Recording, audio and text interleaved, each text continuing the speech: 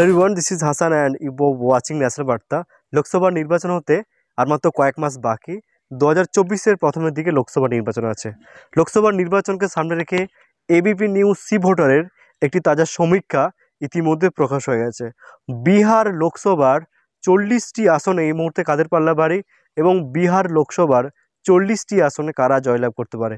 BJP কতগুলো আসন পেতে পারে, ইন্ডিয়া জোট অর্থাৎ ইউপিএ কতগুলি আসন পেতে পারে এবং অন্যান্যরা কতগুলি আসন পেতে পারে।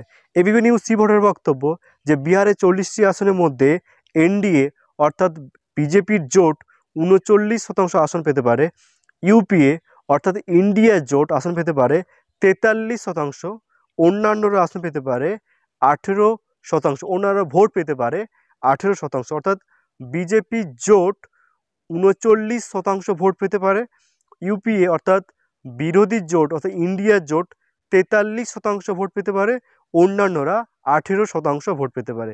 যদি সিটের নিরিখে ব্যাখ্যা করি, বিহারের 40টি আসনের মধ্যে এবিপি নিউজ সি ভোটের বক্তব্য অর্থাৎ বিজেপি জোট 40টি আসনের মধ্যে 16 থেকে 18টি আসন পেতে পারে, ইউপিএ অর্থাৎ কংগ্রেসের জোট 21 থেকে 23টি আসন পেতে পারে, অন্যান্যরা 0 থেকে 2টি আসন পেতে পারে।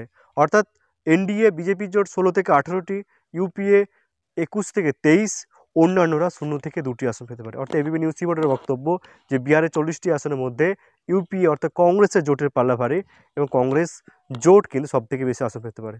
এ বিষয়ে আপনাদের গুরুত্বপূর্ণ মতামত অবশ্যই কমেন্ট করে জানান। ভালো লাগলে লাইক কমেন্টস অবশ্যই করবে, সাবস্ক্রাইব করতে ভুলবেন না, কারণ ন্যাশনাল বার্তা প্রত্যেকটি খবর পুঙ্খানুপুঙ্খভাবে নিউজে তুলে ধরে।